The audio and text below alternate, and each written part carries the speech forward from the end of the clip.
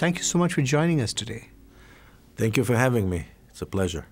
Countries like companies have brands that need to be managed. How is Israel's brand perceived today and why? Well, 10 years ago, when we embarked on this new endeavor, new enterprise, new direction, Israel's brand was solely defined by Israel's problems with its neighbors. So when people think of Israel, Israel's DNA almost universally was about the conflict, specifically about the conflict with the Palestinians, but also about the conflict with the rest of the neighbors in the region. And largely Israel was perceived as a relentless producer of bad news. Whether you agree with Israel or not becomes irrelevant when you are not attracted to the context. And what we did about 6 years ago, after we completed the first phase of research, we started to communicate Israel's attractive dimensions, attractive facets to the world by engaging in very effective niche conversations with influential audiences worldwide, emphasizing quality over quantity, and the results were almost immediate. So today, when you look even at independent indexes such as the Country Brand Index, Israel made tremendous progress from, we started way down there, the very bottom of the list, and then 2 years ago, number 45, last year, number 30, and this year, number 28, highlighting primarily Israel as a bastion of creativity and innovation, Israel as a place of tremendous resolve and resilience and creative spirit. So the combination of Israeli innovation and Israeli creative spirit, I think, is the new added dimension to the existing dimension. And by the way, we are more interested today in broadening the existing conversation than anything. It's the most important thing that we can do for Israel and Israel's economic interest and Israel's image. We'll come back a little in a little bit to what you're doing today, but let's go back to the time when you became the sort of the head of Israel's brand management team in Jerusalem. I believe that was in September 2007. How did you define your challenge, and what exactly was your mandate? The challenge was defined earlier than that. I started the program back in New York after 9/11. And in fact, the process started with the creation of the Brand Israel Group, which is a group of marketing specialists based in New York. That happened in 2002. And the first thing that we did, we actually did two things. The first was we added Israel to the Brand Asset Valuator, which is the world's largest database on brands maintained by Young and Rubicam out of New York. And the second thing that we do, we conducted our own independent research.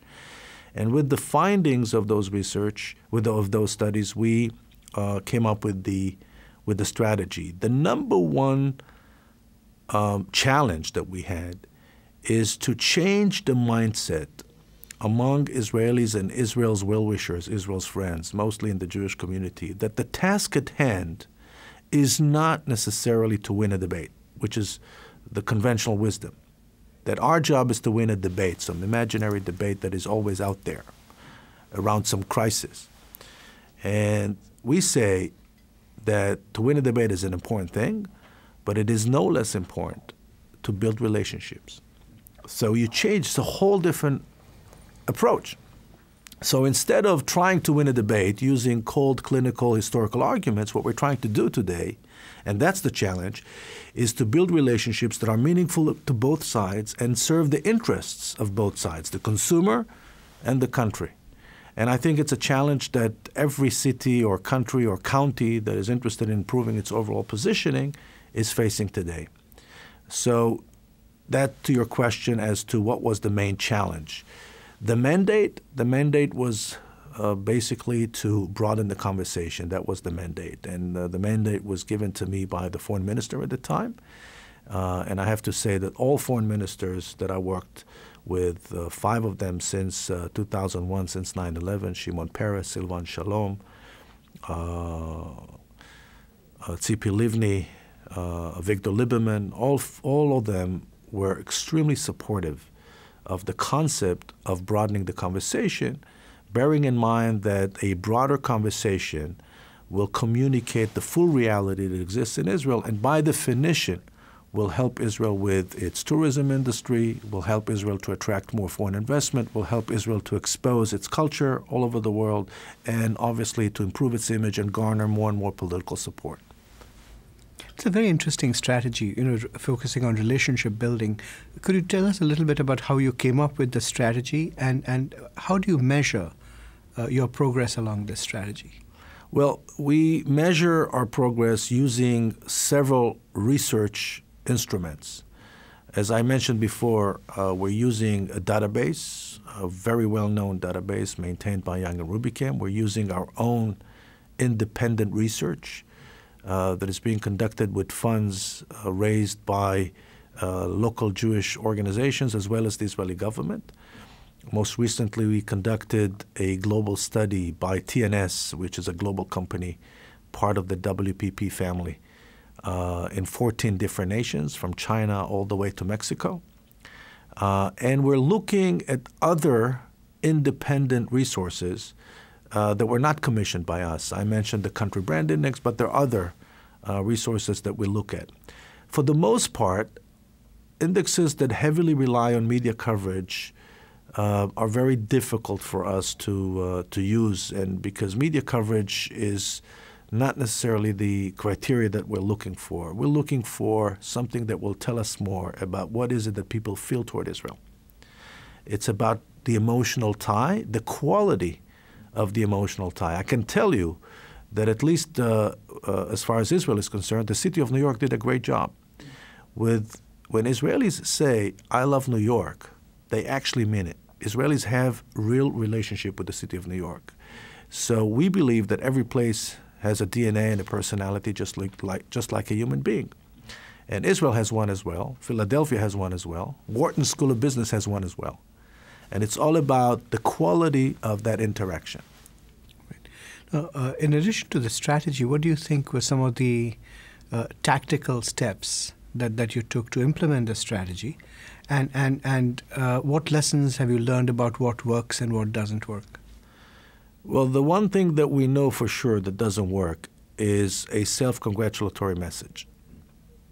When you, as an institution, and I think that the internet and the rise of Facebook teach us a very important lesson, that the media consumer nowadays is very suspicious of institutions in general, and I think governments and specifically governments. And the reason is because the consumer is well aware of the fact that we're trying to sell him something. That's why we don't think the term nation branding is an accurate depiction of what we're doing, and we'd rather use the term place positioning or country positioning, which is really what we're trying to do. Maximize our competitive edge, communicate our relative advantage to relevant audiences. And when you do that, you realize that people that passionately care about something, let's say wine, architecture, medicine, they set aside political differences and they're willing to listen to what you have to say. There was a book that was published about 2 years ago called Startup Nation. Startup Nation started a whole new conversation about Israel. Why? Because it was relevant to many Americans struggling with the economic crisis. Startup Nation talked about how, for example, Israel successfully incorporates military veterans into the high-tech sector. So one of the ideas, the practical ideas that came out of that book is let's train human resources directors in America how to read a CV of a military veteran. When in Israel, human resources directors, they see a CV of a military veteran, they know exactly what it means. They know the unit numbers, they know the skills, they know what to expect. And therefore, the transition from military to high-tech is far smoother. Which countries do you think are doing a good job with country positioning, as you called it, and are there any lessons that Israel can learn from them? I can tell you that in our own process, which I started 10 years ago, we studied no less than 80 case studies of cities and countries. I would say that by far the most successful and I think the most well-documented process is actually what the city of New York did. From the early 70s, more specifically 1972, 1973, under Mayor Lindsay. They continued under Mayor Koch and, of course, under Giuliani. With the Association for Better New York, ABNY, which is active until this very day with the involvement of the private sector, most notably the real estate sector in Manhattan. But what the city of New York did is the most remarkable thing. They changed the overall positioning of a city that was synonymous with crime and police corruption only 25 years ago. They completely overhauled the image of New York. And they did it, I think, very effectively with great deal of pressure and economic difficulties. Another great example of an extremely successful place positioning effort is, of course, what happened in Spain post-Franco. I think that the Franco era ended in 1975. Their country positioning process started somewhere in the early 80s with everything under the sun. And by the mid-90s, Spain went from being the most unattractive country in Southern Europe to the most attractive country in Europe, and a tourism magnet with 50 million tourists a year, if not more. So Spain is a great example. Another great example in Europe is Croatia. And of course, when you're talking about cities today in Asia, you can look with admiration at what is being done in Shanghai and, of course, Hong Kong. Despite all the efforts that countries make to improve their own brands, as it were, some obstacles obviously continue. In Israel's case, what would you say are the principal obstacles that exist in helping the country burnish its brand, and what can be done about them? Well, obviously, the geopolitical situation is the number one obstacle. The good news is that we can never assume that the entire world is interested in geopolitics. We went to France, and we conducted a study among the French elite. And we wanted to know, where do they stand on the Israeli-Palestinian conflict? And what we discovered was something very interesting. 16% of the French elite supported the Palestinians. Only 9% supported the Israelis. Now, traditionally, what we tried to do was to convert people from the group of 16 and move them over to the group of 9, change the inner balance between the two groups. But branding people will look at it and say, wait, you have to do something else. 9 and 16 put together give you 25. 25% of the French elite bothered to take a stand on this issue. Now you have 75% of the people in the study that were given a chance to take a position on this issue, yet they chose not to. They're not interested in the geopolitics of the Middle East. What is it that you bring to them? 75% is Israel's room to grow in France. I would say it to my competition too. It's probably the same number. 75, 80% is the Palestinians' room to grow in France. Now, what is it that you bring to them? Those 75%, there's a lot that we can share with them. We can talk to them about business. There's a lot of money to be made in Israel. We can talk to them about innovation. Israel is the #1 producer of conceptual products in the world. We produce more scientific papers per capita than any other nation. We lead the world in the amount of money reinvested in research and development. So there's a lot of stuff that we can talk to them about, but we didn't do it. And once you engage in such a conversation with those elites, you discover that they're very responsive. Why? Because it's relevant to them. Interesting. That's really interesting. Dave Reibstein is a marketing professor here at Wharton, and he's done a lot of work on nation branding and also has thought deeply about Israel. And we interviewed him in Knowledge at Wharton some time ago on this issue, and he said something very interesting to us. He said that, in his view, Israel is a very self-confident nation, and it has had to be for its own survival. But at the same time, this self-confidence can sometimes get in the way of learning. Do you agree with that view? Well, I wish we were as self-confident as Mr. Reibstein describes us. It is for sure, Israel has to do a better job communicating its assets to the world. Because to me, country positioning is all about two things. It's about the ability to identify your own competitive edge, and then it's about the ability to communicate that competitive edge to relevant audiences. And once you do that, and we haven't done that for many, many years, we thought that our job was to convince the world that we are right and our adversaries are wrong. Now, that's an important thing to do. But there is a new thing today, especially in the age of internet. It's called the power of attraction. If you're not attractive, it becomes very difficult for you to be competitive out there. And the competition out there is tough. It's vicious.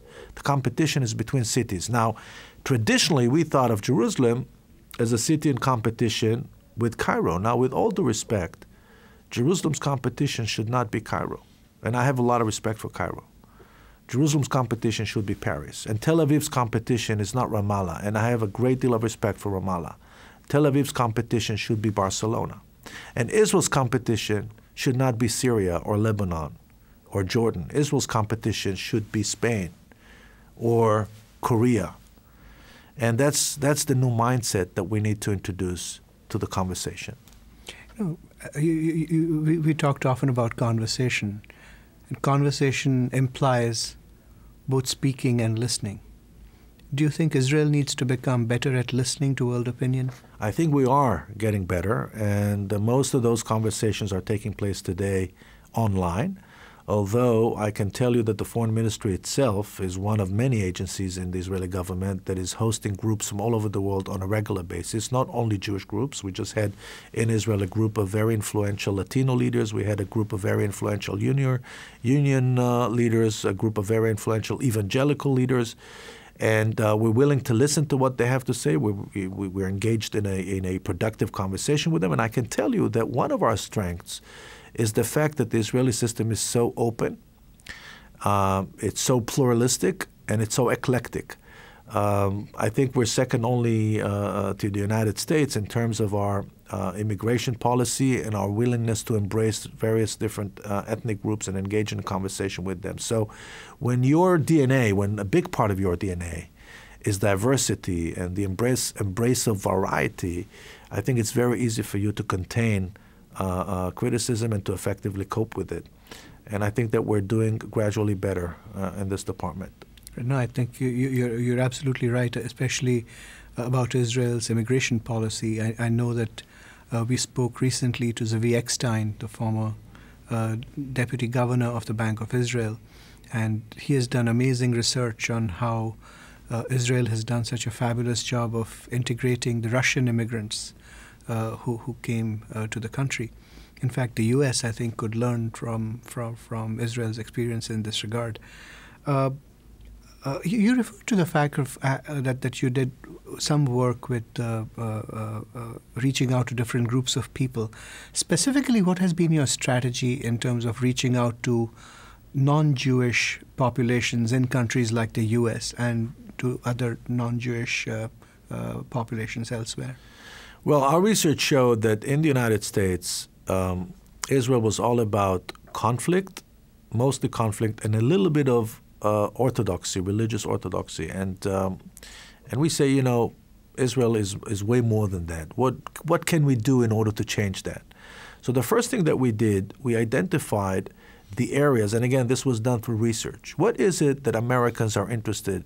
What is it that interests the American people? And it was a big surprise to us that the American people, contrary to the common belief in Israel until that point, the American people was not so interested in what we have to say about the geopolitical situation. Not because they're against us, on the contrary. They support us overwhelmingly. So the level of political support for Israel was very high. But we discovered, much to our surprise, that at the same time that Americans are very supportive of Israeli policies, they're not very attracted to Israel's personality. So we said, okay, the reason is because they don't know who we are. All they know about us is that we're engaged in this bloody dispute with our neighbors. They have no idea what else we can bring to the table. So let's expose that to them while managing the crisis. By the way, we never suggested to ignore the need to manage the crisis. Crisis management is a big part of what we do. The only thing we said is it can never be the only thing we do. And for 60 years, it was the only thing we did. So we started to identify the areas in which we possess a clear relative advantage that is relevant to the American people. So, for example, the environment. A huge conversation is taking place online about the environment. Israel has 3 areas under the environment that are clear relative advantages. One is desert agriculture. Israel is a world leader in that field. The other is water desalination, which I know you deal with here. And the third is, of course, renewable energy, emphasizing solar energy. Then, after the environment, we identified lifestyle and leisure. Israel is a powerhouse when it comes to architecture, product design, fashion design, the emerging Israeli cuisine. Even here in Philadelphia, you have one of the greatest Israeli restaurants in North America. Emerging Israeli wine industry, and so on and so forth. The third area that we identified, you mentioned ethnicity before, is the people and the heritage. Israel is a place that brings together many ethnic groups, many languages, many religions, many beliefs, and so on. The fourth area was, of course, culture and the arts. Israel is a powerhouse when it comes to literature and modern dance. And there's a new emerging film industry. We're having, for a fourth year in a row, an Israeli film, a finalist for the Academy Award for the Best Foreign Picture. And we have great music, and we have great visual arts, and so on and so forth. We have, of course, the area that we call International Aid Program, in Hebrew, Tikkun Olam. The efforts that Israel is making to fix problems all over the world, to heal disease. We have hundreds of Israeli experts traveling all over the world trying to help.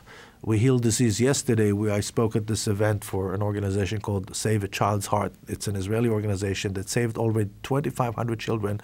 Most of them are not Jewish, from all over the world, that suffer from chronic heart disease. You bring them to Israel for medical treatment, and you send them back home after they recover. And we have so many things of that nature to celebrate. So we identified 5, 6 pillars under the banner of a celebration of the unique Israeli creative spirit, one of innovation and perseverance and resilience. And we started to promote them, creating those niche markets and those niche conversations, and it's been extremely effective for us. One perfect example is our relationship with the LGBTQ community. Even here in Philadelphia, we have this coming May a big LGBT summit from May 3rd to May 5th, co-sponsored by the Israeli consulate here in Philadelphia. And it's going to be a big celebration of Israel's openness in this area. So, all this is very interesting. And as you change your strategy and your approach to broaden the conversation beyond just conflict, how is the changing perception of Israel affecting the branding of Israeli companies? Sadly, most Israeli companies for many, many years shied away from the super brand. So if you look at the most successful Israeli companies, they have international names. With the exception of Teva, that has a Hebrew name, most of them shied away from it. So you look Checkpoint, Amdocs, Converse.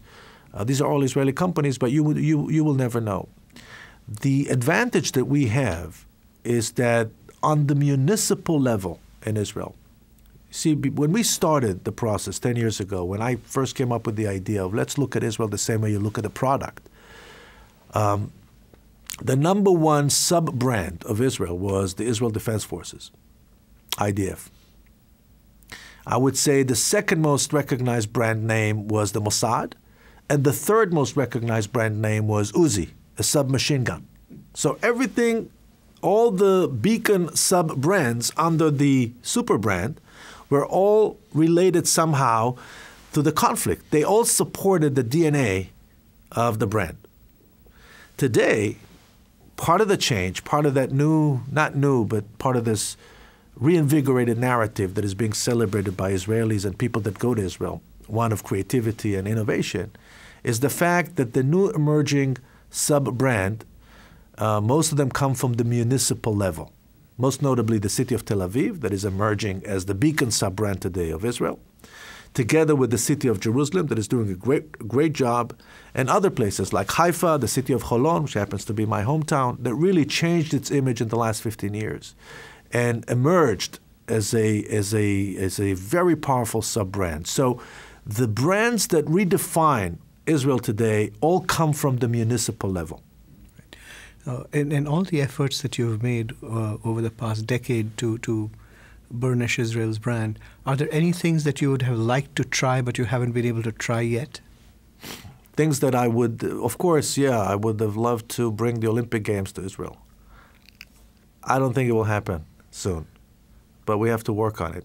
Well, someone has to, some preliminary work was done about that, but I think more realistically, what we need to do is to bring to Israel some major conferences.